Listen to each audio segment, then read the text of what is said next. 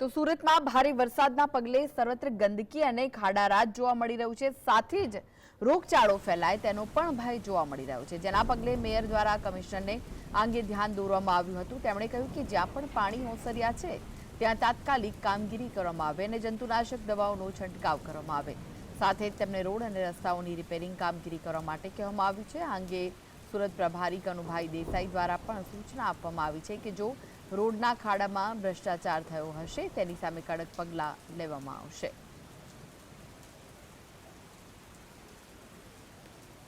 ખાડીપુરની સ્થિતિ બાદ હવે જે રીતના તંત્ર દ્વારા અલગ અલગ કામગીરી કરવામાં આવી રહી છે, સાફ સફાઈ હોય કે પછી આરોગ્યની ટીમને પણ હવે આદેશો આપવામાં આવ્યા છે। તેને લઈને આપણી જોડે મેયર દક્ષેશ માવાણી ઉપસ્થિત છે। સાહેબ, કઈ રીતની હવે કામગીરી, રોગચાળો વધુ ન વકરે તે માટે કઈ રીતની ટીમો બનાવવી? અત્યારે 4 ઝોનની સફાઈ કરવાની કામગીરી પૂરી થઈ ગઈ છે।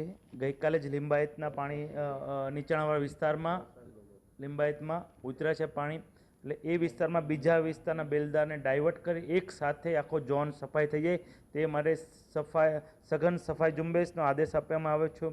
જંતુનાશક દવાનો છંટકાવ થાય અને મેડિકલ ટીમ ત્યાં કાર્યરત રહે અને કોઈ બીમાર હોય તો અમારી સ્મીમેર હોસ્પિટલ, આમાં તમામ હેલ્થ સેન્ટરમાં નિઃશુલ્ક સેવા અત્યારે શરૂ છે, એટલે એ માટે વ્યવસ્થા કરવા તંત્રને સૂચના આપી છે અને રોજનો ડેઇલી ટુ ડેઇલીનો રિપોર્ટ સાંજે મને મળે કેટલી કામગીરી થઈ એ માટે પણ તંત્રને સૂચના આપી છે। વરસાદી માહોલ વચ્ચે શહેરના અનેક જગ્યા પર ખાડાનું સામ્રાજ્ય જોવા મળી રહ્યું છે, તેને લઈને કઈ રીતની કામગીરી?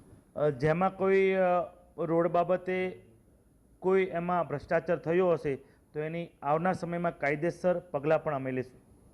સાહેબ, જે રીતના મીઠી ખાડીની વારંવાર સમસ્યા રહેતી હોય છે, ખાડીપુરની સ્થિતિ સર્જાતી હોય તે આવનારા સમયમાં જો આ રીતની સ્થિતિ ન સર્જાય તેને લઈને કઈ રીતની કામગીરી? ગઈકાલે જ અમારા પ્રભારી મંત્રી શ્રી કનુભાઈ દેસાઈએ સમીક્ષા બેઠક કરી છે।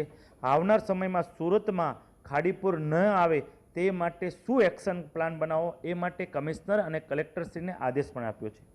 જી બિલકુલ, આ હતા મેયર દક્ષેશ માવાણી, જેમણે જણાવ્યું છે કે આવનારા સમયની અંદર ખાડીપુરની સ્થિતિ ન સર્જાય તેના માટે તમામ પ્રકારની કામગીરી આવનારા સમયની અંદર કરવામાં આવશે। સાહિબ જગતાપ, GS